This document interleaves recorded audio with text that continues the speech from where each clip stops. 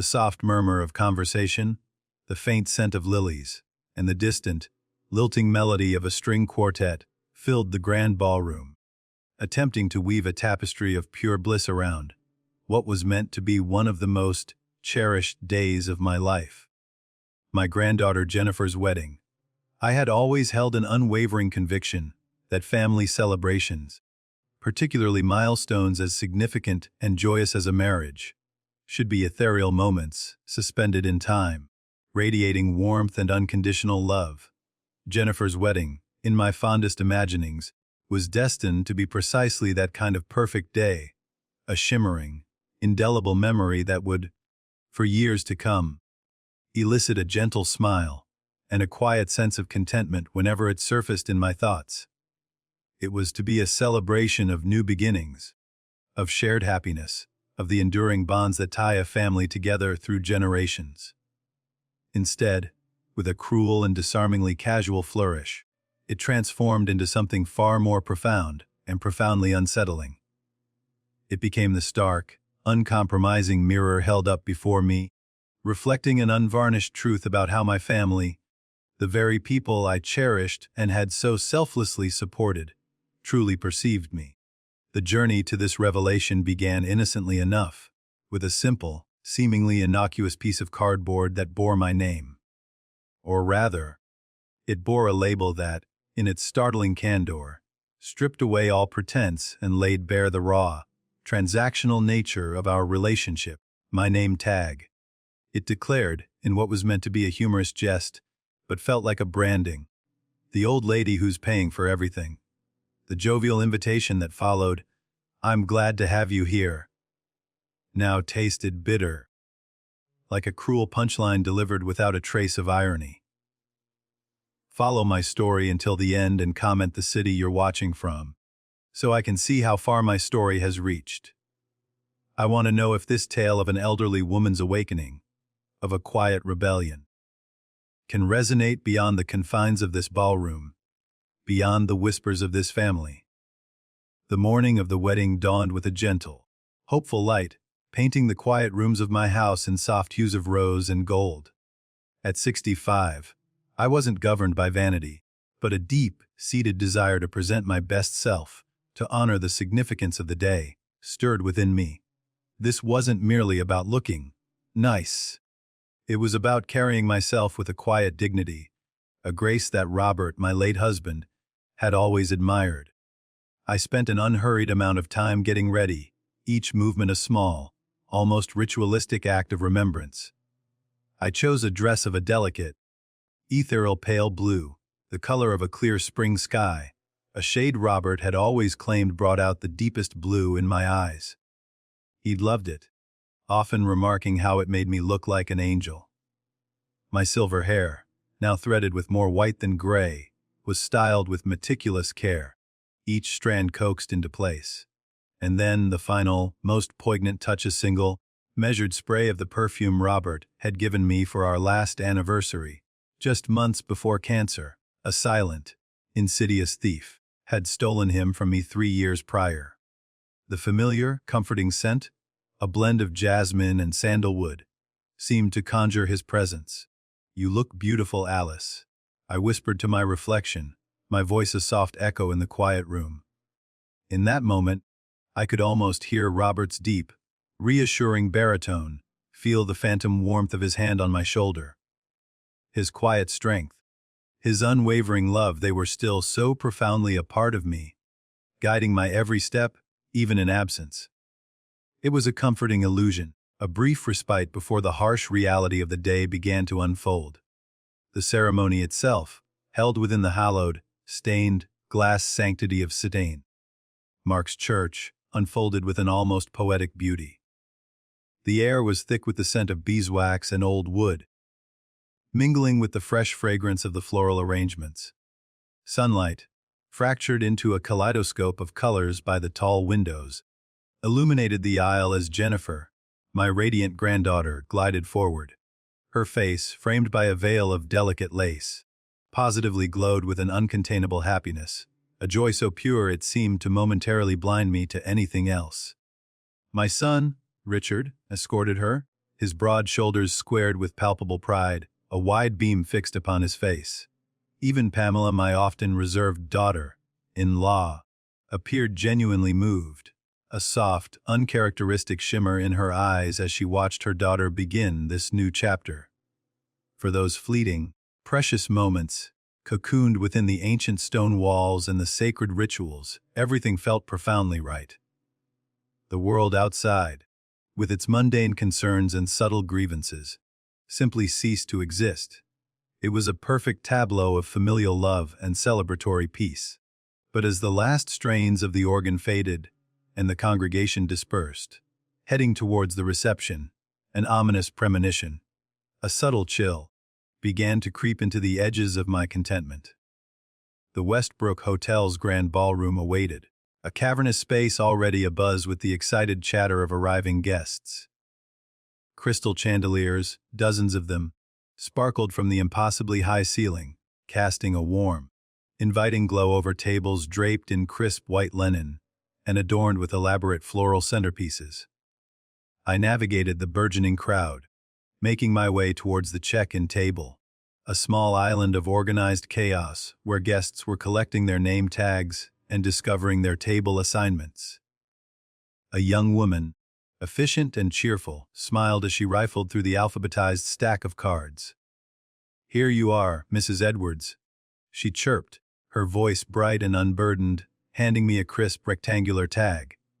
My gaze dropped, instinctively expecting to see Alice Edwards, grandmother of the bride, or perhaps just my name, simply and respectfully stated. Instead, my eyes widened, registering the elegant, looping calligraphy that scrolled across the card, "The old lady who will pay for everything." My hand, halfway to pinning the tag to my pale blue dress, froze mid-air, suspended in a moment of stunned disbelief. A wave of icy shock washed over me, instantly followed by a hot surge of humiliation. Surely this was a mistake, a misplaced joke, perhaps. "Is something wrong?" the young woman asked, her cheerful demeanor faltering as she noticed the sudden, tight expression on my face. I forced a brittle smile, the muscles in my cheeks straining. "There seems to be a mix-up with my name tag," I managed to articulate, my voice barely a whisper. She leaned over, peering at the offending card. Her eyes, initially innocent, widened perceptibly, then crinkled with a mixture of dawning horror and genuine apology.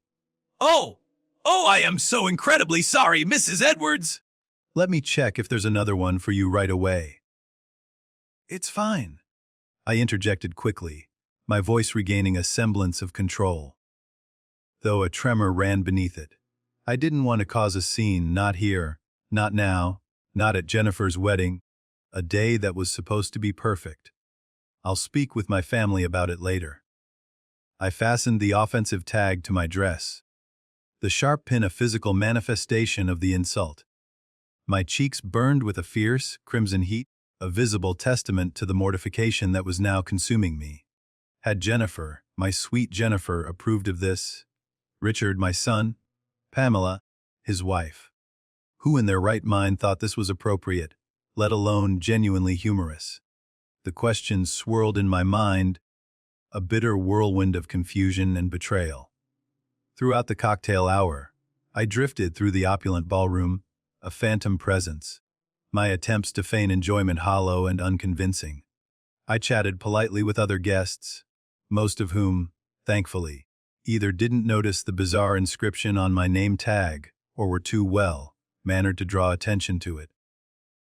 My smiles were fixed, my laughter hollow, my gaze constantly flitting from face to face, searching for a hint of acknowledgement, a flicker of understanding, a sign that someone else recognized the gross impropriety.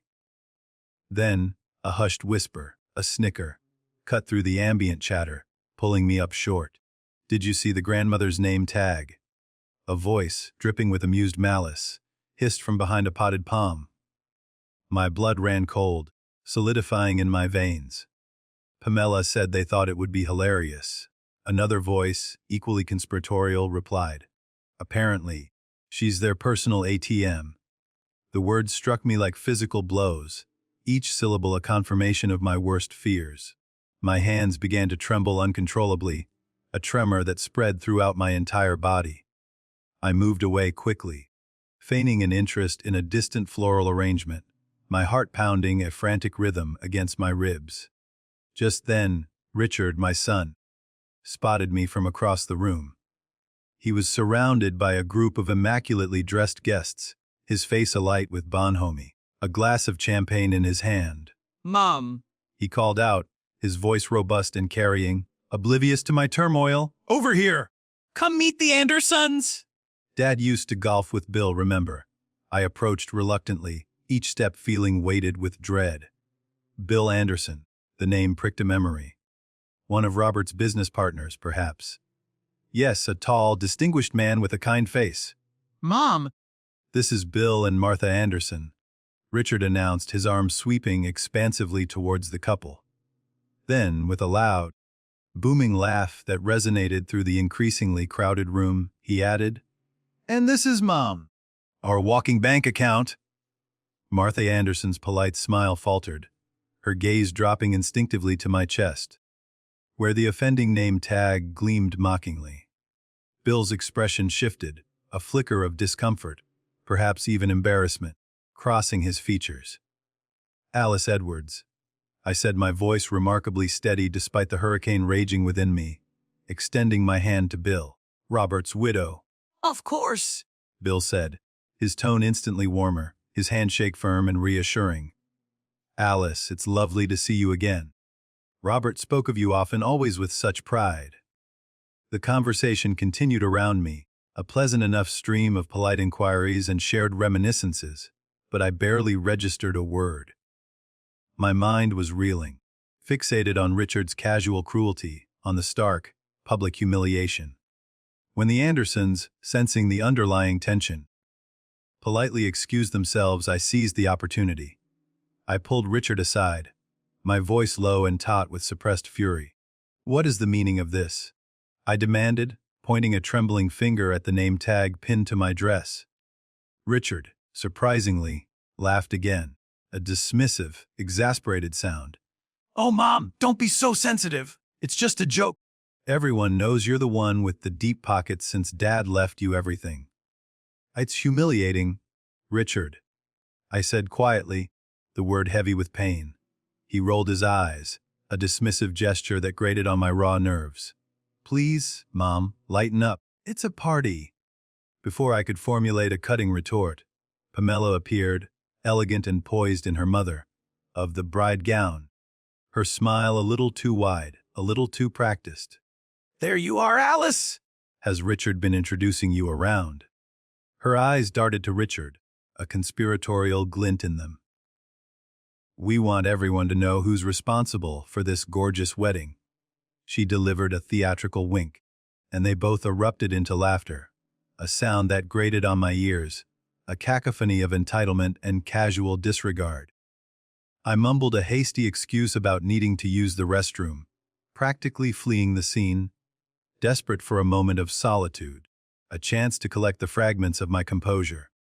In the elegant, marble-clad ladies' room, I splashed cold water on my face, then dabbed at my eyes with a tissue, trying to quell the burning sensation that threatened to unleash a flood of tears.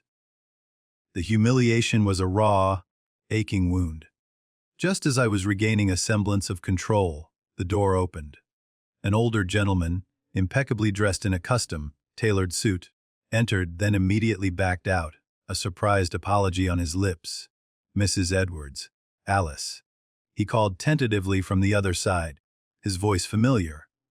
"It's Martin Reynolds, Robert's attorney. Could I have a word?" I composed myself, taking a deep, shuddering breath, and stepped out. Martin had handled Robert's complex estate with meticulous care, and had always shown me genuine kindness, a rare commodity in the days following Robert's passing. It was impossible for him not to notice. He gestured vaguely towards my chest, his gaze falling on the name tag, then quickly flicking back to my eyes, a silent question in his expression. "And some of the comments," he added, his voice low, his brow furrowed with concern. I sighed a wary exhalation. "Apparently, it's just a joke, Martin." Martin's expression darkened, his jaw tightening. "It's not funny, Alice. Not in the slightest." "And Robert?" He hesitated, then lowered his voice further, leaning in conspiratorially. "Robert would have been absolutely furious. Incandescently so." He paused, then reached into his inner jacket pocket, withdrawing a thick, cream-colored envelope. "There's something you should know, Alice. Something Robert. He insisted I not tell you, unless it became absolutely necessary, until circumstances forced my hand." He held out the envelope. "This is a codicil to Robert's will." He added it shortly before he passed. My fingers trembled as I took the envelope, the paper rustling softly as I opened it. The legal language was dense, labyrinthine, a maze of clauses and sub-clauses, but the core meaning, once I deciphered it, was devastatingly clear. Any descendant, any direct heir, who publicly humiliated me, Alice Edwards, would be immediately and irrevocably disinherited from their share of Robert's fortune. A fortune, I now realized with a gasp, far, far larger than even I, his wife of 40 years, had ever truly comprehended. I looked up at Martin, my mind reeling, stunned into speechlessness. "Why wouldn't he tell me this?" I whispered, the words catching in my throat. "He hoped it would never be needed, Alice," Martin said quietly, his gaze compassionate. "He wanted them to treat you right because they loved you, because they respected you, not because they feared losing their inheritance. He wanted genuine affection, not coerced compliance." My eyes drifted back towards the grand ballroom, where the strains of a celebratory waltz now reached us, a discordant melody. My family, oblivious, continued to celebrate, unaware that their casual cruelty, their self-serving humor, had just cost them millions. "What do you want to do, Alice?" Martin asked, his voice gentle but firm, placing the ball squarely in my court. I carefully folded the document, the legal terms now burned into my memory, and handed it back to him. "Nothing," I said, a new resolve hardening my voice. "Not yet. I need to see just how far they'll go." As I returned to the reception, the name tag, still pinned to my dress, felt heavier against my chest. But now, instead of shame, a different emotion, a cold, unwavering determination, began to stir deep within me. A desire to finally see my family, truly see them, for who they really were, unmasked by pretense or expectation. The morning after Jennifer's wedding, a heavy, oppressive quiet settled over my house. I sat alone at the kitchen table, still in my worn, comfortable bathrobe, the offensive name tag placed meticulously before me like a piece of damning evidence. The elegant calligraphy, once so innocent, now seemed to mock me with its precise loops and flourishes. "The old lady who will pay for everything." I traced the letters with my fingertip, the slick surface cool beneath my skin, my mind adrift in memories. How would Robert have reacted if he'd seen this? His temper, though rarely unleashed, was a formidable force when someone he loved was disrespected. He would have been a lion, roaring in defense. "They've changed," I whispered to the empty room, as if Robert's spirit might still linger, listening. "Or maybe," I continued, the thought a chilling realization, maybe they were always this way, and we just didn't want to see it. I pushed back my chair and rose, drawn by an invisible thread to the living room, to the large, ornate family portrait hanging above the fireplace. It had been taken 5 years ago, a vibrant capture of our 40th wedding anniversary. Robert, robust and smiling, despite the insidious early signs of the illness that would later claim him, sat proudly in the center. I stood beside him, my hand resting gently on his shoulder. Richard and Pamela flanked us, their smiles wide and seemingly genuine.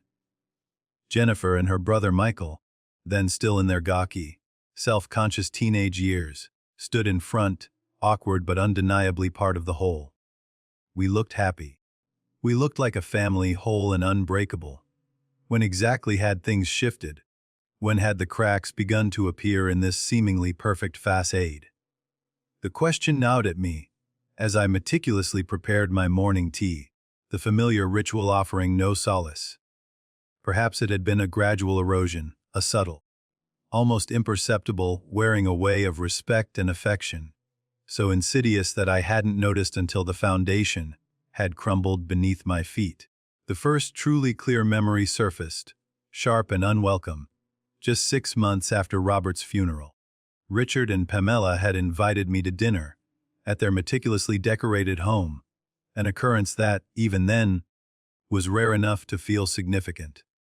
They had been unusually attentive that evening, their voices soft, their eyes seemingly filled with genuine concern. They asked about my well-being, my adjustment to life without Robert, reminiscing fondly about his quirks and wisdom. Then, over a lavish dessert of creme brulee, they had gently, smoothly, broached the true purpose of the evening. "Mum," Richard had begun, his tone casual as he refilled my wine glass, "a little too full. Pamela and I have been thinking about remodeling our kitchen. Nothing fancy, of course. Just updating the appliances, new countertops, that sort of thing. It's really quite outdated, and we spend so much time in there." "That sounds lovely, dear," I had replied, completely oblivious, my mind still soft with recent grief and the comforting illusion of their care. "The thing is," Pamela had continued, her voice a practiced silken flow, "with college tuition for the kids, you know how expensive Jennifer and Michael's schools are getting and everything else. We're a bit stretched right now." I remembered the carefully orchestrated pause, the expectant, almost pleading looks they exchanged, then turned on me. A cold shiver ran down my spine. "Are you asking me for money?" I had asked, my voice thin, a flicker of unease stirring within me. "Not asking," Richard had said quickly, a disingenuous smile playing on his lips. "It's just that Dad left you quite comfortable, and we thought, well, maybe you'd want to help out the family. It's for the good of everyone. Really, a better home for the grandchildren to visit." I had written them a check for $30 in that evening, a sum that felt enormous to me then. Looking back now, with the clarity of hindsight, that had been the precise beginning. Small requests, always framed as helping the family, had inexorably morphed into larger ones. A kitchen remodel had somehow expanded into a full home renovation, complete with a new master suite. Tuition assistance had magically transformed into requests for luxury cars for both Jennifer and Michael when they turned 18. Family vacations to exotic destinations like the Caribbean or European capitals were planned with my implicit invitation to join and my explicit expectation to fund. Driven by a chilling curiosity, a desperate need for quantifiable proof, I opened the hallway closet, the scent of cedar and old coats wafting out. I pulled out a heavy cardboard box, overflowing with years of financial records. Sitting on the cool hardwood floor like a schoolgirl preparing for an exam, I began sorting through bank statements, canceled checks, investment reports, the evidence of my increasingly substantial financial support for Richard. And Pamela's lavish lifestyle was not just overwhelming, it was staggering. In just over 3 years, I had transferred nearly $250,000 to them, $250,000, slowly siphoned from Robert's carefully accumulated fortune, all for their convenience and comfort. The phone rang, a jarring, insistent sound that shattered the quiet of my somber accounting. It was Pamela. "Alice, are you home? I've been calling your cell phone for ages." I hadn't even noticed my cell phone was still tucked away in my evening purse from the wedding. "Yes, I'm home," I replied, my voice carefully neutral. "Is everything all right?" "Everything's fine, Alice." "Richard and I just wanted to thank you again for everything yesterday. Wasn't the wedding absolutely beautiful? Jennifer and Mark are simply over the moon with how perfect it was, and they're so grateful for your incredible generosity. They truly couldn't have had such a wonderful wedding without you." I closed my eyes, a vivid image of the $45,000 check I'd written for the venue and catering flashing behind my eyelids. "I was happy to help," I said, the words feeling like a betrayal. "Actually, that's partly why I'm calling.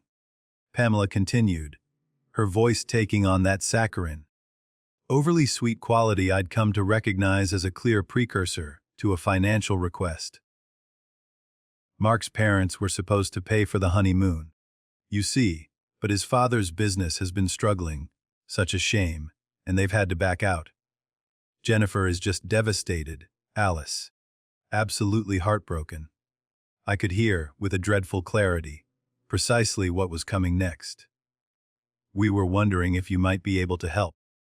They've got their hearts set on 2 weeks in Bali. It's their dream, Alice!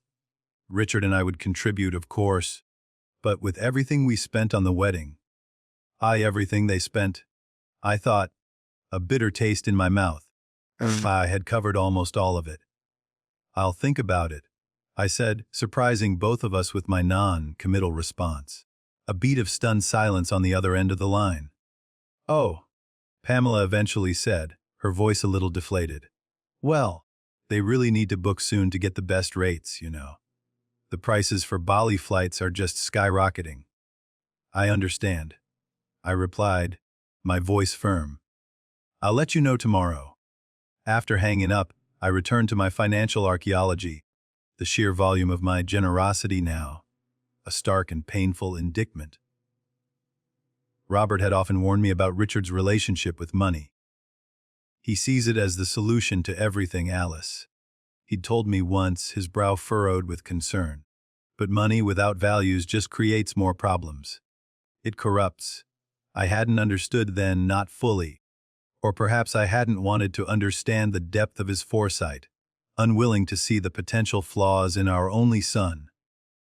A sudden, insistent knock at the front door startled me, pulling me abruptly from my grim calculations. Through the peephole, I saw Michael, my grandson, shifting nervously on the porch, his shoulders hunched. I quickly gathered up the scattered financial papers, a silent cascade of bills and checks, and stashed them back into the closet, a furtive act that felt both shameful and necessary. Then I opened the door. Grandma! He exclaimed, stepping forward to embrace me in a warm, genuine hug.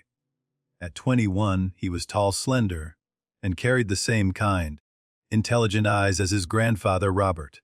Are you okay? I've been texting you. I'm fine, sweetheart, just a bit tired after yesterday. I lied a little too quickly. Come in, come in. He followed me to the kitchen, where I automatically put on the kettle for fresh tea, the mundane task a small comfort.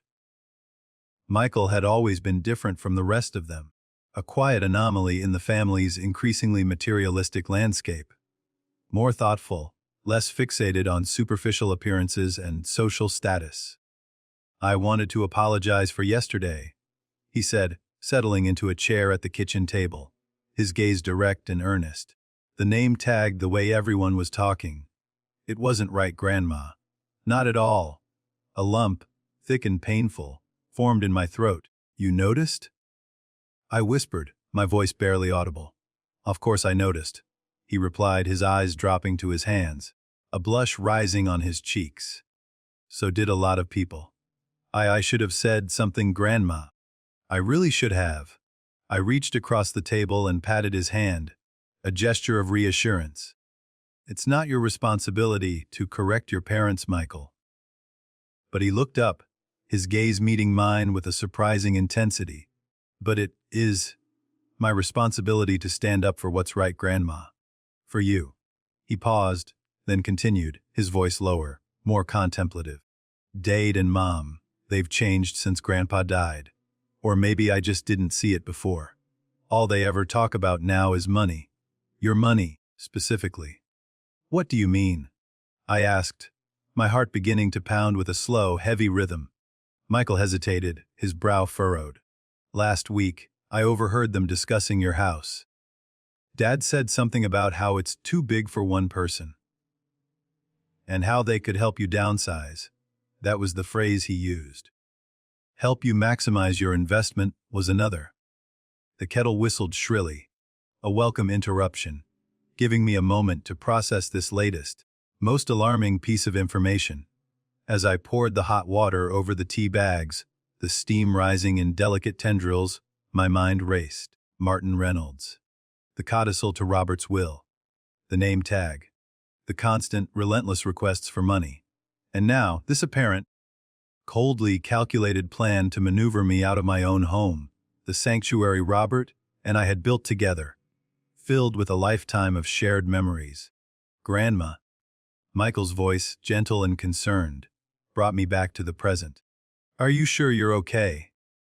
I set the teapot down on the table, the porcelain warm against my fingers, and sat down across from him. I looked at my grandson, truly looked at him, and for the first time in a very long time, I felt a flicker of genuine hope. I'm better than okay, Michael, I said, a small, knowing smile playing on my lips. I think I'm finally seeing things clearly for the first time in years. What do you mean? He asked, his head tilted in genuine curiosity. I smiled, a decision, firm and resolute, solidifying within me. Just that it's time for some changes around here, sweetheart. Big changes. As we sipped our tea, the gentle clink of ceramic against saucer, the only sound in the quiet kitchen, I found myself studying my grandson's earnest face. Was he truly different from his parents, a compassionate soul untouched by their avarice? Or were the seeds of entitlement merely dormant, waiting for the right conditions to sprout? For the first time since Robert died, a cold, analytical clarity replaced the fog of my grief and loneliness. I wouldn't be making any hasty decisions, but I would be watching and waiting to see who in my family truly deserved the legacy Robert had so carefully, so thoughtfully, left behind. 3 days after the wedding, a casual invitation arrived for a post-wedding brunch at Richard and Pamela's exclusive country club. I deliberated whether to attend, the memory of the name tag still a raw wound, but a potent cocktail of curiosity and a burgeoning sense of defiance ultimately won out. I needed to know. Had the name tag incident been a singular, ill-conceived gaffe, an anomaly in their otherwise acceptable behavior? Or was it, as my intuition now screamed, merely one thread in a larger, more insidious pattern? I arrived at the majestic Oak Ridge Country Club, its manicured lawns and stately columns exuding an air of understated wealth. Dressed in a simple but elegant cream pantsuit, Robert had always claimed it made me look regal. A compliment I cherished. As I entered the private dining room, a soft buzz of conversation and the clinking of silverware filled the air. I noticed several familiar faces from the wedding, including Jennifer and her new husband Mark, Michael, and various relatives and friends, all mingling with an air of sophisticated ease. Mom, over here, Richard called out, his voice loud and hearty, waving me towards the long, beautifully appointed head table. Pamela, resplendent in a designer dress that likely cost more than most people's monthly salary, greeted me with a swift, air kiss, her cheek brushing mine without true contact. "Alice, you look nice," she said, her tone carrying a subtle, almost imperceptible hint of surprise, as if expecting me to appear less put together. "We saved you a seat right here."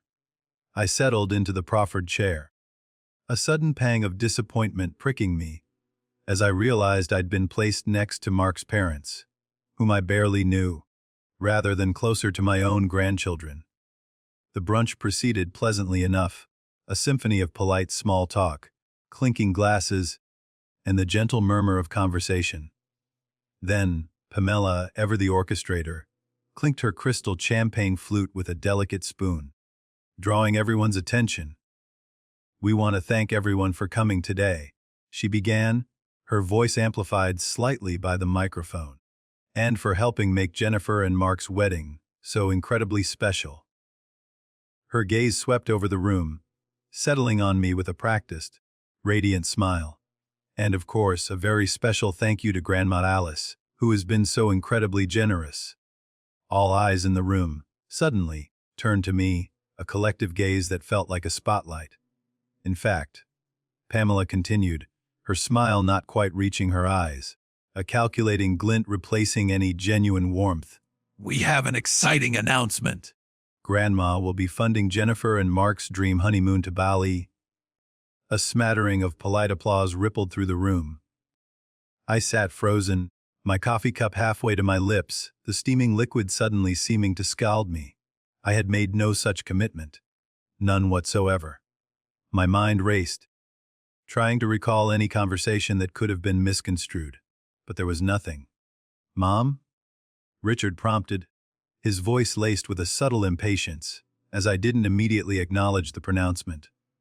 I carefully, deliberately, set my cup down, the porcelain clinking softly against the saucer. "This," I said, keeping my voice level, carefully modulated to betray no emotion, "is the first I'm hearing of it." An awkward, brittle silence fell over the table, thick and palpable. Jennifer, sitting a few seats down, looked utterly confused, then a flush of deep embarrassment crept across her face. Mark, her new husband, stared intently at his plate, seemingly mesmerized by the pattern of the china. "Well, we discussed it yesterday, Alice." Pamela interjected, her voice rising slightly, tinged with a brittle, forced laugh. "Remember, you said you'd think about it." Yes. I confirmed, my gaze steady, meeting hers. "I did say that, and I'm still thinking." Richard leaned over, speaking in a stage whisper clearly designed to be overheard by everyone at our table, perhaps even beyond. Mom, don't make a scene.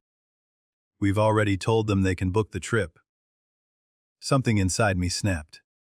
A thread, perhaps that had been stretched too far, pulled too taut for too long. A quiet, resolute fury, cold and clear, replaced the initial shock and embarrassment. "I don't recall agreeing to pay for a honeymoon to Bali," I said, my voice rising just enough to carry across the entire table, cutting through the remaining whispers. "In fact, I believe Mark's parents were originally planning to cover this expense." Mark's father, a distinguished-looking man who until now had remained silent, shifted uncomfortably in his seat. "There were some business setbacks," he muttered, his voice low and apologetic. "I understand," I said kindly, my tone softening fractionally for him. "These things happen. But I think it's inappropriate to publicly volunteer someone else's money without their express agreement. Don't you?" The table fell into a profound, suffocating silence. Pamela's face, usually so composed, flushed a deep, alarming crimson. Her carefully constructed fat aid began to crack. "Their means," she hissed, her voice a low, furious whisper, her eyes flashing with resentment. "What about your means, Alice? Everyone knows Robert left you more than comfortable?" Something in her tone, the sheer audacity of her entitlement, the raw, unvarnished resentment beneath the surface, solidified my decision. The path forward, once hazy, was now crystal clear. "My financial situation is not up for public discussion, Pamela," I said firmly, my voice unwavering, "and neither are my spending choices." Richard, his face now a mask of fury, grabbed my arm, his fingers digging in painfully, his grip surprisingly strong. Mom, stop it. You're embarrassing us. I pulled my arm away, a jolt of pure defiance coursing through me. "No, Richard," I said, my voice ringing with a newfound authority. "You've embarrassed yourselves." I stood up, smoothing my cream jacket, a symbolic gesture of reasserting my control. "Jennifer, Mark." I addressed the young couple, whose faces were a mixture of confusion and distress. "I wish you both every happiness. I'd be happy to contribute to a reasonable honeymoon, but I'll discuss that with you privately at a more appropriate time." As I turned to leave, Michael, bless his thoughtful heart, stood up as well. "I'll walk you out, Grandma," he offered, his quiet voice a lifeline. In the opulent, echoing lobby, away from the piercing gaze of my family and the other guests, I finally allowed my carefully constructed composure to slip. My hands trembled noticeably as I fumbled with the clasp of my purse, searching for my car keys. "Are you okay to drive, Grandma?" Michael asked gently, his arm brushing mine in a gesture of quiet support. I nodded, taking a deep, ragged breath, trying to steady myself. "I'm fine, sweetheart, just a bit shaken." He looked at me, his gaze earnest and unwavering. You should be proud of yourself, Grandma." That took real courage. I looked at my grandson then, truly looked at him, absorbing his kindness, his strength. In that moment, he reminded me so profoundly of Robert, the memory a bittersweet ache in my heart. "Would you like to come over for dinner tonight, Michael?" I asked impulsively, the words forming without conscious thought. Michael smiled, a genuine, unburdened smile that brightened his entire face. "I'd like that very much, Grandma." Later that evening, as we sat in the quiet comfort of my kitchen, sharing a simple, comforting meal of roast chicken, baked potatoes, and steamed green beans, I found myself confiding in Michael about his parents' behavior over the past 3 years. The gradual, insidious escalation of their financial demands, the slow, painful erosion of respect that had culminated in the humiliation of the name tag and the brunch announcement. I spoke of the feeling of being little more than a cash machine, a convenient, elderly source of funds. "I'm not surprised, Grandma," he said sadly, pushing his food around his plate. "I've watched it happening. After Grandpa died, it was like they saw you as, I don't know, an ATM." I supplied, the bitterness raw in my voice. He nodded, his eyes meeting mine. "And it's getting worse, Grandma. Last week, I overheard them talking about your house again." My heart lurched. "What did they say, Michael?" He hesitated, clearly uncomfortable, but then decided to tell me the full truth. "They were discussing how to convince you to move into Sunrise Acres." My fork clattered against my plate. "The retirement home?" I was stunned, a cold wave of shock washing over me. This house was my sanctuary, a living repository of every cherished memory Robert and I had built together, brick by brick, laugh by laugh. It was my anchor, my home. Dade said, "It would be better for everyone if you downsized, and that the real estate market was hot, and they could help you maximize your investment." I felt physically sick, a knot forming in the pit of my stomach. They weren't just after my money. They wanted my home too, my very independence. "Michael," I began, my voice trembling with a renewed sense of urgency, deciding in that moment to trust him with the profound truth about Robert's codicil. "There's something I need to tell you." But before I could continue, the sharp, insistent peal of the doorbell sliced through the quiet of the kitchen. Through the window I saw Richard's car, dark and imposing, in the driveway. "It's your father," I said, a sigh escaping my lips. Michael's expression hardened, a protective glint in his eye. "You don't have to answer it, Grandma." But I was done hiding, done being manipulated. "No," I said, pushing back my chair, a steely resolve settling over me. "I think it's time we cleared the air. Once and for all." I walked to the door, my posture straighter, my head held higher than it had been in years, and opened it to find Richard standing there, his face flushed with an almost comical rage. "What the hell was that performance at brunch, Mum?" he demanded, pushing past me into the hallway without waiting for an invitation. Then, his eyes fell on Michael, who had risen from the kitchen table and now stood silently behind me. "What are you doing here?" he sneered, his voice laced with accusation. "Having dinner with Grandma," Michael replied calmly, his voice a cool counterpoint to his father's fury. "Something the rest of you might try sometime without asking for money." Richard's face darkened further, a vein throbbing visibly in his temple. "Stay out of this, Michael!"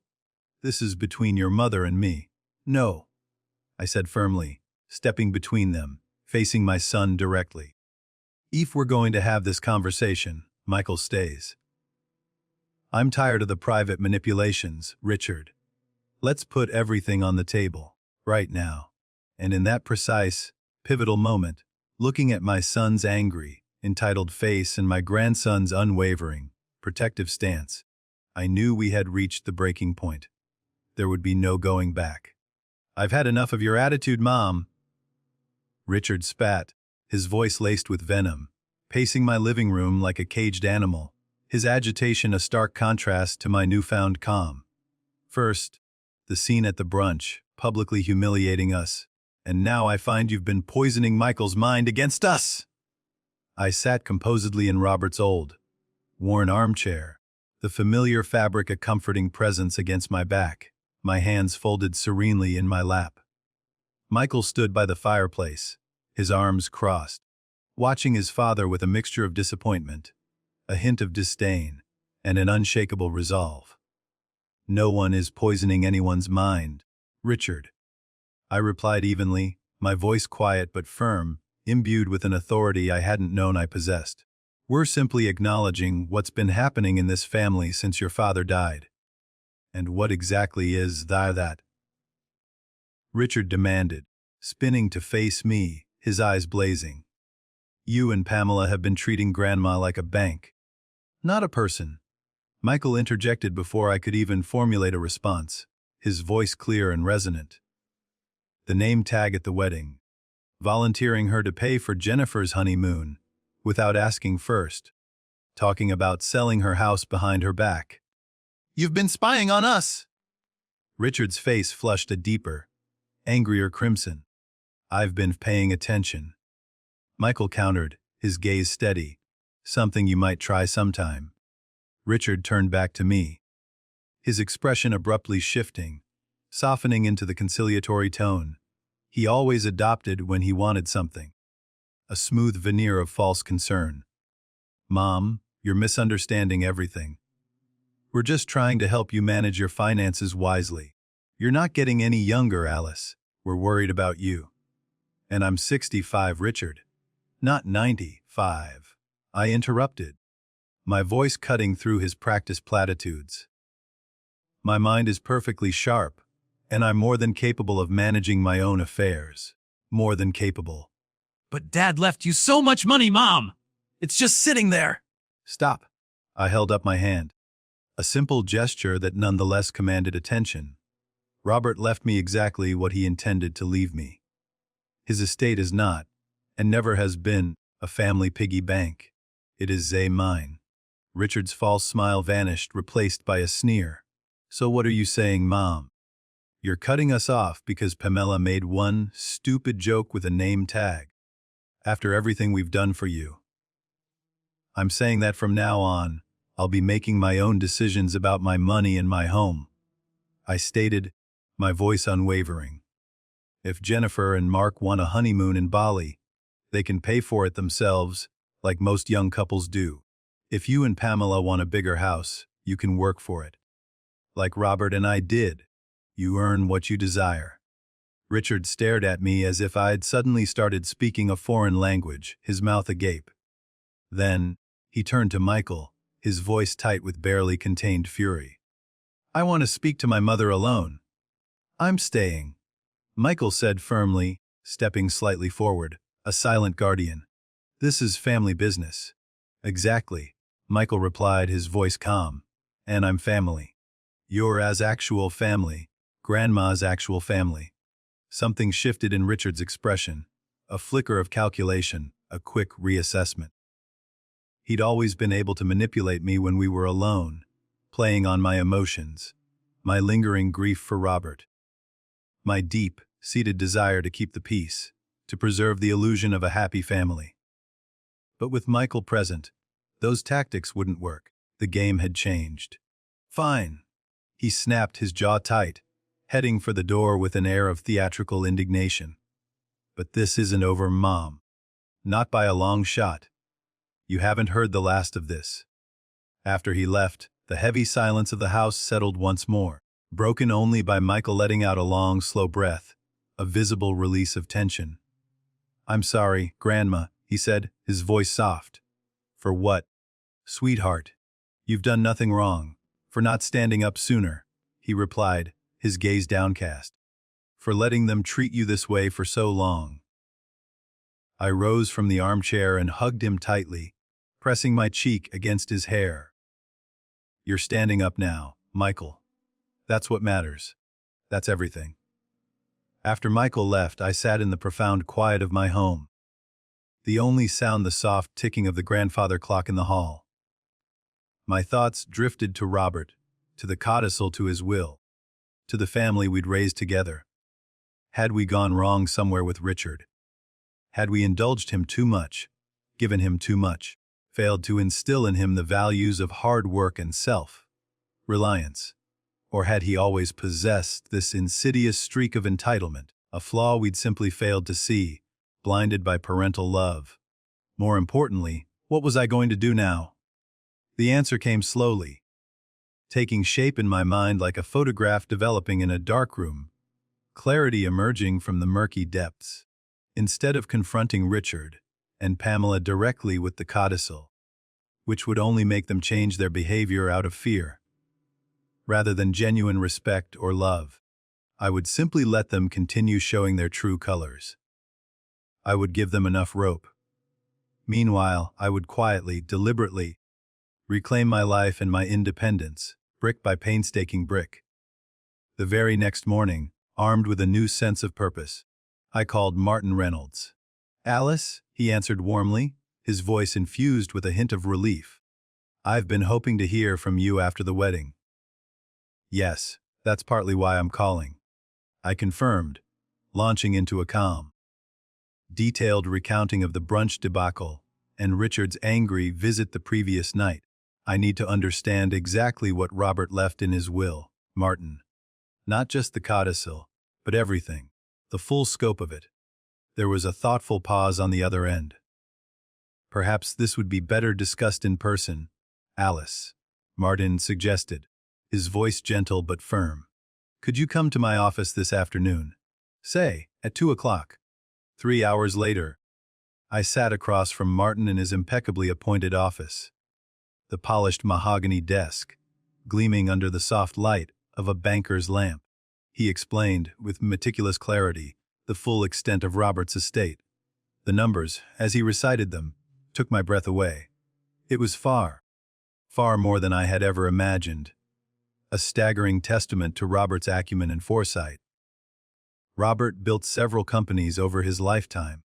"Alice," Martin explained, his voice hushed with a touch of reverence.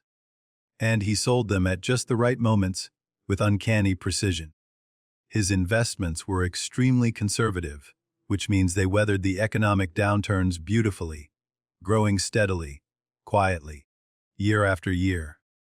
"I knew we were comfortable," I said faintly, my voice barely above a whisper, still processing the sheer magnitude. "This—" "Robert was a private man when it came to money," Martin continued, a faint smile touching his lips. "He didn't believe in flaunting wealth. He always said you married him when he had nothing but potential and a beat-up Chevy. So he never wanted you to become one of those women who only care about designer labels and country club memberships. He respected your innate modesty." I laughed softly, a genuine, unforced sound, hearing Robert's familiar voice, his dry wit, in those very words. "That sounds exactly like him." "As for the codicil," Martin continued, returning to the gravity of the situation, "it's straightforward but incredibly powerful. Any descendant who publicly humiliates Alice forfeits their entire inheritance. The name tag incident at the wedding would certainly qualify Alice. And the brunch that too, most likely. The public nature of the declarations, their attempts to control your finances." He paused, his gaze sympathetic. "But Alice, you don't have to make any decisions right now. The codicil remains in effect for your lifetime. It is a protective measure, a safety net for you." I nodded, a new thought forming. "What if I wanted to make some changes of my own, Martin? To my will? To how my assets are managed now?" Martin leaned forward, his eyes alight with interest. "What did you have in mind, Alice?" By the time I left Martin's office, the late afternoon sun casting long shadows across the city streets, I had a plan. Not a dramatic confrontation, no ultimatums, no explosive revelations. Just a quiet, determined reclaiming of my life and my power. First, I called my old friend Eleanor, whom I hadn't seen much since Robert's death, pulled away by the demands of my family. We arranged to meet for lunch the following day, a simple act of rekindling a lost connection. Then, on a whim, I stopped by the local community center, and picked up a brochure for their adult education classes. Robert had always gently encouraged my nascent interest in painting, a hobby I'd set aside years ago. Perhaps it was time to pick up a brush again. At home, I sat at my computer and began researching small business loans, quietly, methodically. Michael had mentioned, just last night, wanting to open a bookstore after college, but worried about the daunting startup costs. A genuine, meaningful investment in my grandson's future seemed like a perfect, purposeful use of some of my resources, far more rewarding than funding another renovation or luxury car. When my phone rang, its screen displaying Pamela's name, I let it go to voicemail.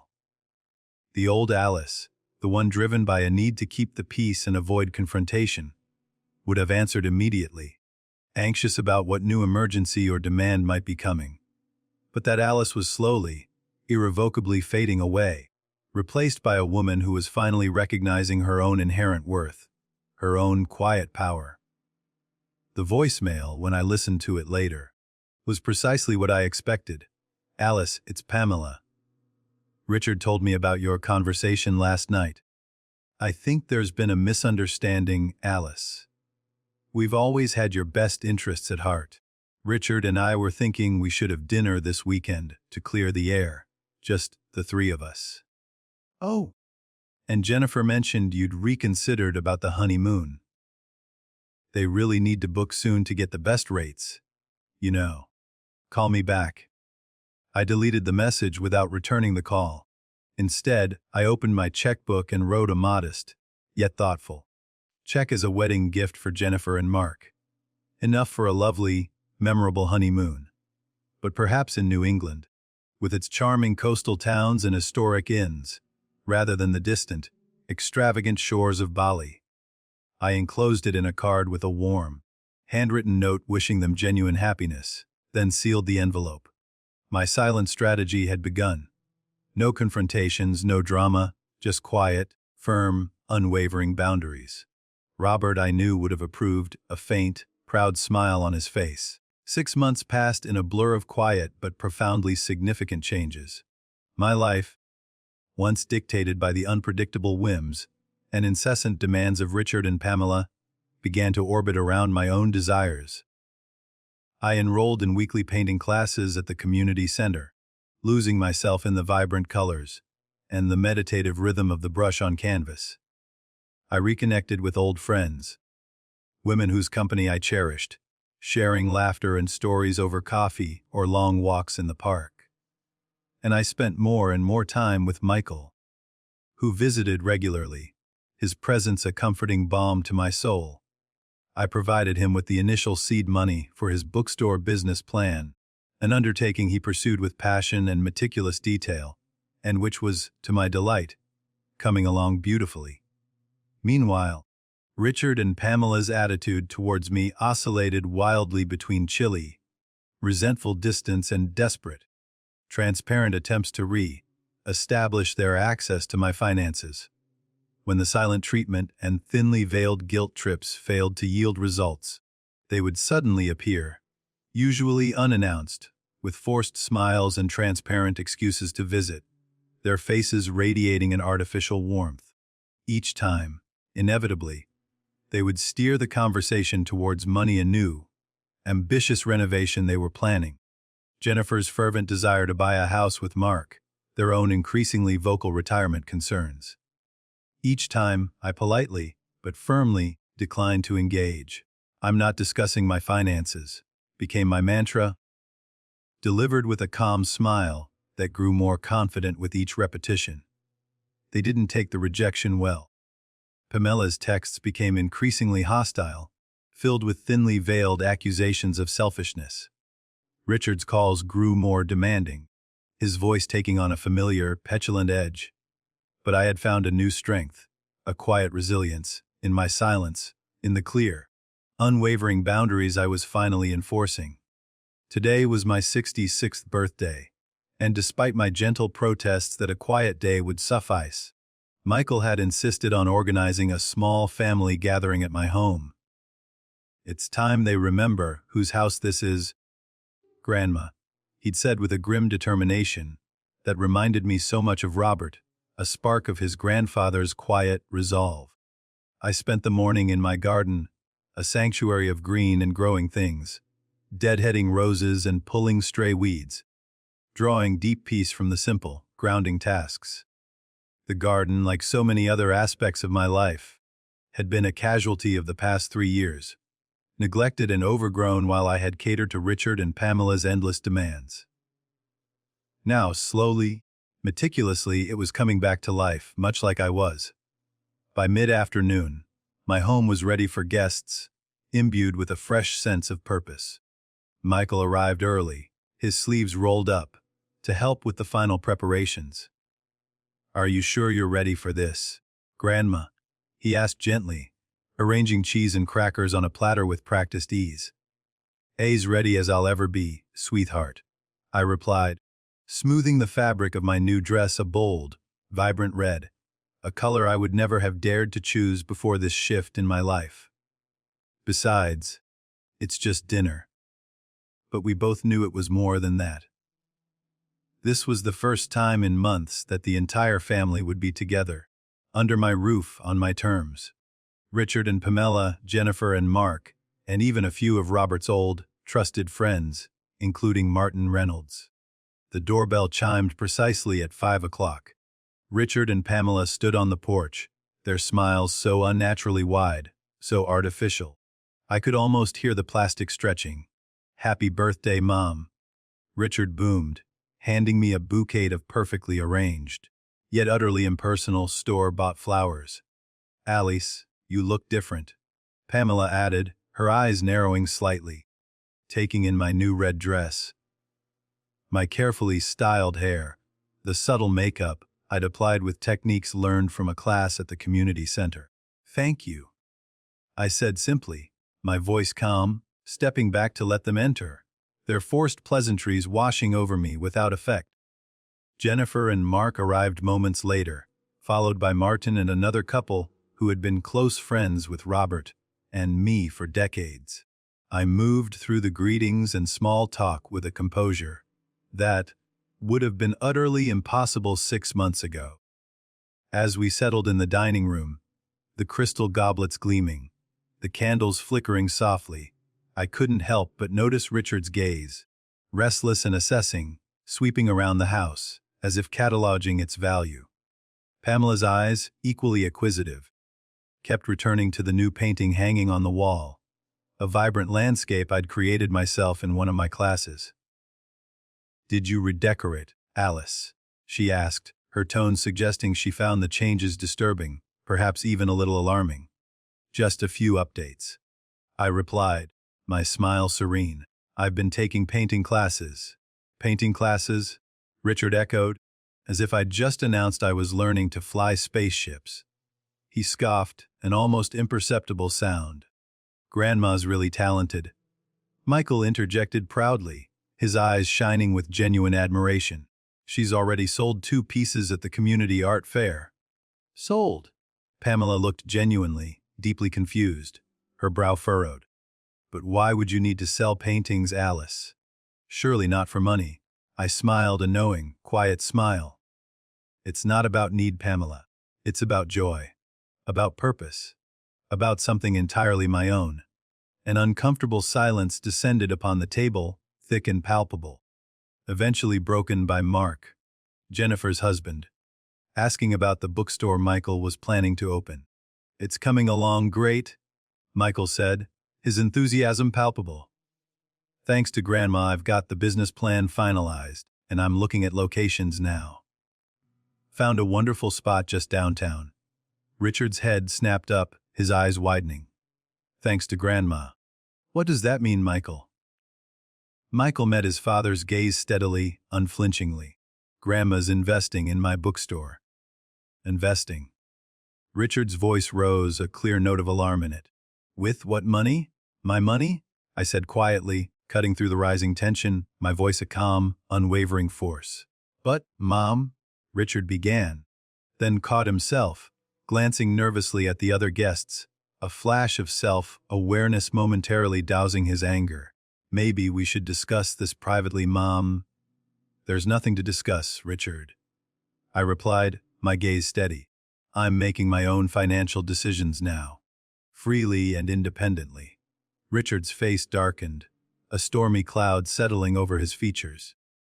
He looked like he wanted to say more, to unleash a torrent of accusations, but Jennifer, sensing the escalating tension, interrupted with a story about their wonderful honeymoon to Cape Cod, the modest destination they'd chosen after receiving my thoughtful, if less extravagant, wedding gift.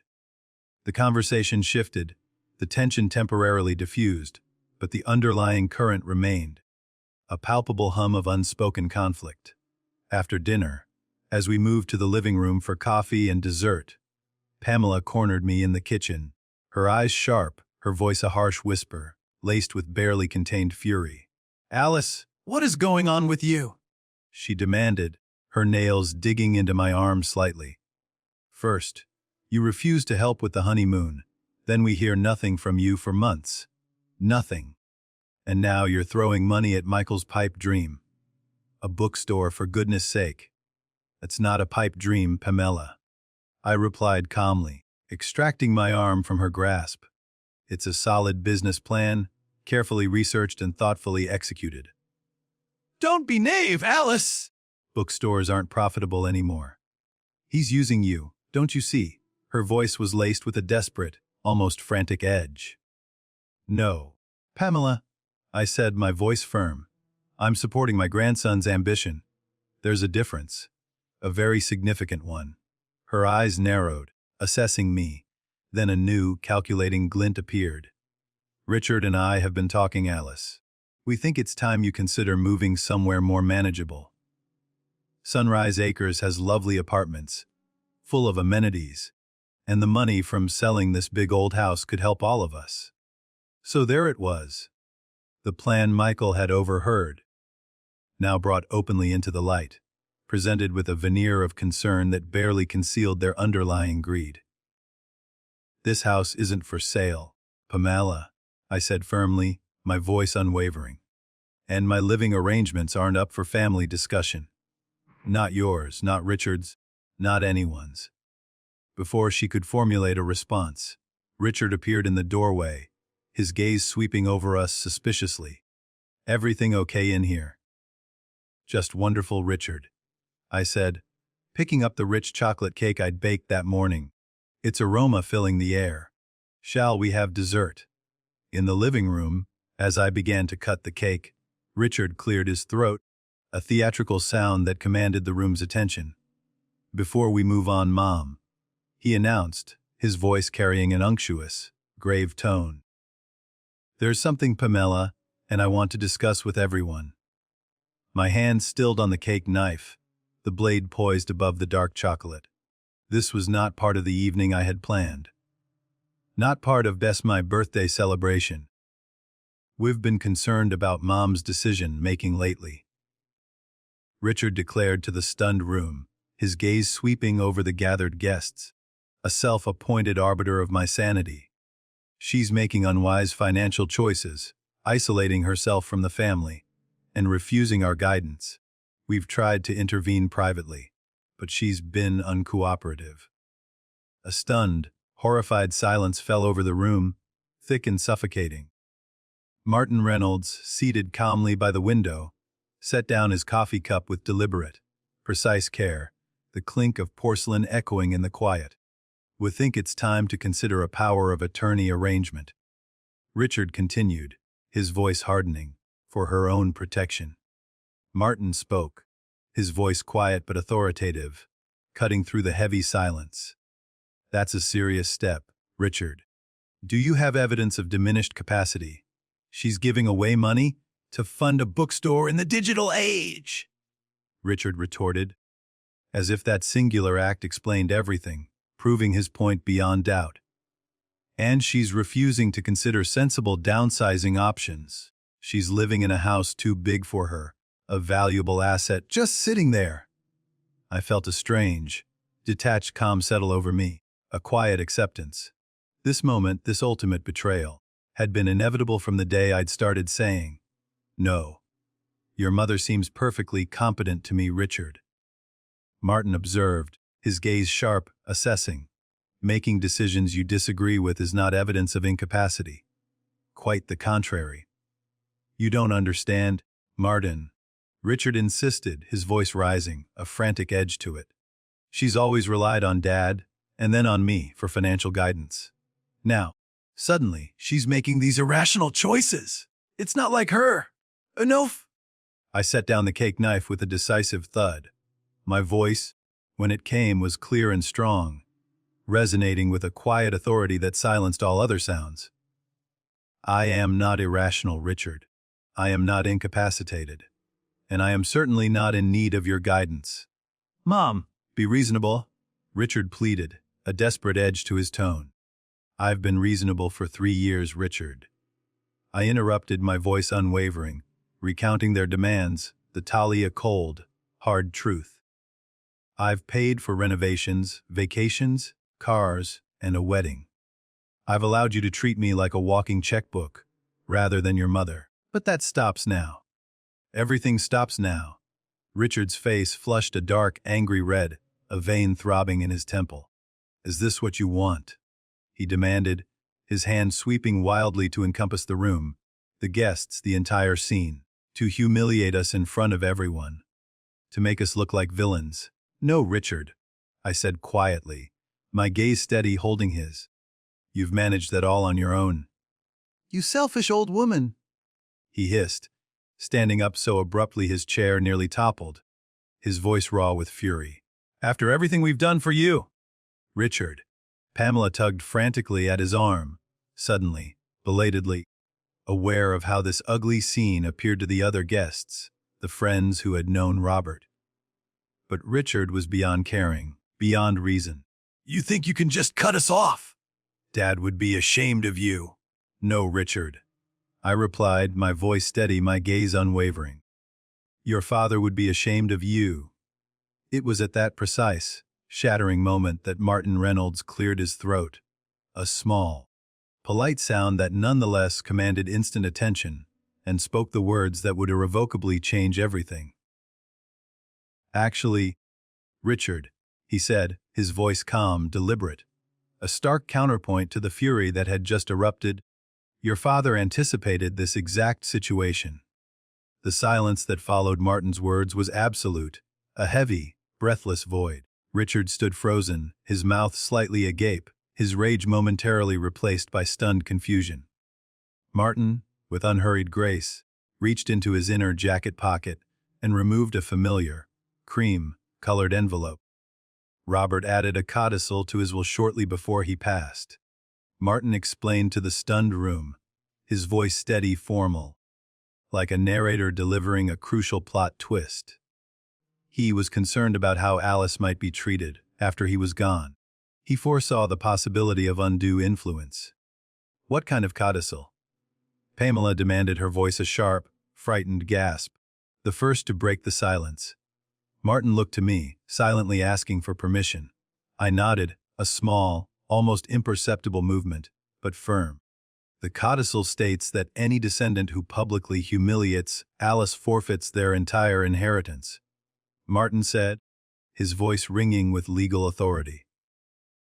This includes treating her with disrespect, attempting to control her finances against her wishes, or trying to force her from her home. That's ridiculous, Richard sputtered, his face regaining a flush of desperate indignation. Dad would never. He did, Richard, Martin interrupted, his gaze unwavering. And as executor of his estate, I've been documenting the incidents over the past several months, meticulously noting every occurrence that falls under the terms of this codicil. He turned to me, his expression compassionate yet professional. Alice, I have to ask, for the record, do you want to enforce the codicil? All eyes in the room, heavy with shock, fear, and dawning comprehension, turned to me. I looked at Richard and Pamela, their faces now utterly pale, stripped of all pretense, contorted with a mixture of disbelief and dawning horror. I looked at Jennifer, my granddaughter, who seemed utterly confused, tears welling in her eyes, a reflection of pure, bewildered embarrassment. Then, my gaze settled on Michael, my grandson, whose expression held nothing but quiet, unwavering support and a subtle nod of encouragement. Yes. I said finally, my voice clear and strong, unwavering. I do. Richard collapsed back into his chair, a heavy thud as if all the air had left his lungs. You can't be serious. He whispered, his voice hoarse, disbelieving. I've never been more serious. I replied, meeting his gaze directly. The name tag at the wedding, the honeymoon announcement at the brunch, the constant demands for money, and now this attempt to declare me incompetent and move me from my home, all of it stops today, every single bit of it, but our inheritance, Pamela whispered, her voice a barely audible plea. Eyes forfeit, Martin confirmed, his voice devoid of emotion, simply stating a legal fact. All of it. Jennifer asked, her voice small, a child's plea. Martin nodded. I'm afraid so, Jennifer. The codicil is quite clear and legally binding. This isn't fair, Richard suddenly shouted, slamming his fist on the table, making the glasses jump. She tricked us. She let us believe the money was just sitting there, waiting to be used. No, Richard, I said quietly, my voice calm amid his outburst. I never promised you anything. You assumed. You took. You demanded. But you never once asked what I've needed or wanted. You never considered my feelings. Not once. What about Jennifer and Mark? Pamela asked desperately, her eyes pleading. They haven't done anything wrong. Martin consulted his notes, his gaze moving between the documents and the distraught faces. Jennifer was present at several incidents, but didn't actively participate in the humiliation. However, she also never spoke up to defend Alice, despite being aware of the situation. Jennifer's eyes filled with tears, her lower lip trembling. I'm sorry, Grandma, she choked out, her voice filled with genuine remorse.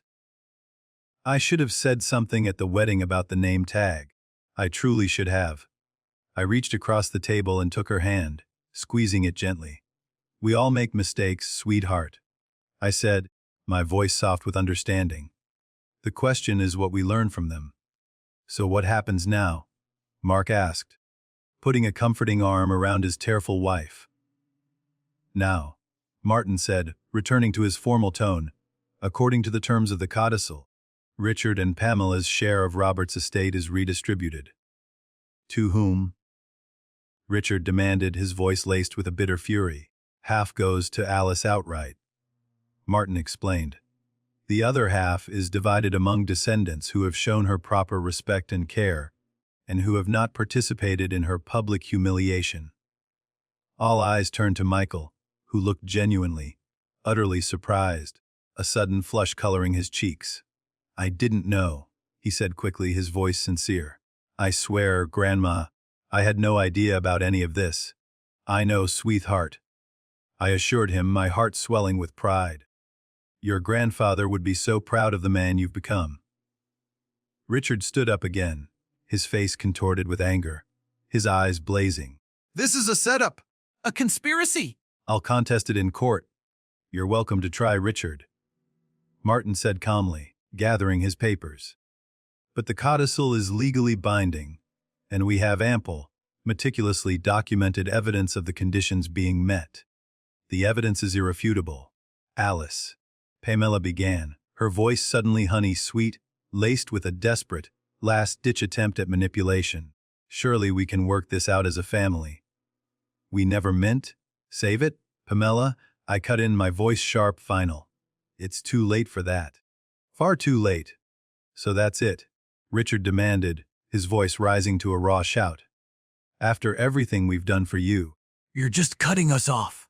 No, Richard, I said, standing to face my son directly, my gaze unwavering, firm. After everything I've done for you, I'm finally standing up for myself. There's a difference. A profound difference. The gathering ended shortly after. Jennifer and Mark left with awkward apologies and promises to call soon, their faces still etched with a mix of shock and dawning understanding. Richard and Pamela stormed out without another word, their silent departure more eloquent than any further outburst. Martin and the other guests made tactful, sympathetic exits, leaving just Michael and me in the sudden, profound quiet of my home. "Are you okay, Grandma?" he asked, helping me clear the barely touched dessert plates, the silence feeling vast after the storm. "I'm better than okay," I replied, surprised to find the truth in my own words. "I feel free, Michael. Truly, finally free." 1 year later, I stood in the doorway of Chapter 1. The bookstore Michael had finally opened in a charming, painstakingly converted Victorian house downtown. The morning sunlight streamed through the tall, arched windows, illuminating shelves overflowing with carefully curated books and inviting, plush reading nooks. A small, bustling coffee counter, staffed by Michael's bright and engaging girlfriend, Emma, served locally roasted beans and warm, homemade pastries, filling the air with the comforting aroma of coffee and cinnamon. In the children's section, a vibrant, whimsical mural I had painted myself covered one entire wall, a magical forest scene teeming with hidden animals, secret fairy houses, and tiny, delightful details for young readers to discover. Twice a week, I now happily led story time for neighborhood children. My voice a soothing balm as I brought tales to life, something I'd never imagined myself doing before. The small apartment upstairs had been meticulously renovated as well. Not for me, I still cherished my own home, a sanctuary steeped in memories of Robert. Instead, it housed a young writer, in residence program Michael had established, funded partly by his inheritance, a testament to his philanthropic spirit. The bell over the door jingled softly, a cheerful sound, and Jennifer stepped in, gently pushing a stroller containing her 3-month-old daughter, Roberta, named, fittingly and beautifully, after her grandfather. Grandma. Jennifer called, her face lighting up as she spotted me, a genuine warmth radiating from her. "I didn't know you'd be here today." "Just dropping off some new bookmarks I painted for the shop," I said, bending down to admire baby Roberta, whose tiny fists were clutching a brightly colored toy. "Hello, little one, you're getting so big." Over the past year, Jennifer and I had slowly, tentatively, but ultimately successfully, rebuilt our relationship. After the initial shock and distress of the inheritance revelation, she had made genuine, consistent efforts to connect with me independently of her parents, free from their influence. Mark, her husband, had proven to be a remarkably steadying and supportive influence, encouraging her to form her own opinions and values, rather than echoing her mother's increasingly bitter sentiments. Richard and Pamela were, as expected, a different story. After several failed, costly attempts to contest the codicil in court, they had reluctantly moved to Florida, where Richard had taken a job with a former business associate. A far cry from the life of leisure and entitlement they had envisioned. Our communication was limited to terse, almost obligatory Christmas cards and occasional, brief updates through Jennifer, usually filled with complaints and recriminations. "Have you heard from your parents lately?" I asked Jennifer, as she settled at a small table, Roberta cooing softly in her stroller. "Mom called last week," she said with a sigh, running a hand through her hair. "Same conversation as always, Grandma. Complaints about Dad's job, the smaller house they had to settle for, how unfair everything is, how much they miss their inheritance." "I'm sorry, dear," I said, though my voice held no real regret. "Don't be," Jennifer said firmly, her jaw set with a new maturity. "They made their choices. I've made mine, and I'm much happier for it." Emma brought over steaming coffees and fresh scones, cooing over baby Roberta, before returning to the counter, her presence adding to the warm, inviting atmosphere. Michael emerged from the back room with a stack of new arrivals, his face lighting up when he saw us. "Perfect timing," he said, joining us at the table, his energy infectious. "I wanted to run something by you both." He explained his latest idea for expanding the bookstore's community programs, including free literacy tutoring for adults and writing workshops for teens. reaching out to underserved populations. It would mean reinvesting some of the profits. He added, a hint of caution in his voice. But I think it's absolutely worth it. It's what Grandpa would have wanted, giving back.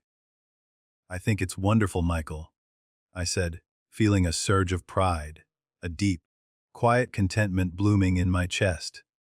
As they discussed the details, their heads bent in earnest conversation, I gazed around the sunlit bookstore, this beautiful space that represented not just Michael's dream, but a new, more authentic chapter for all of us.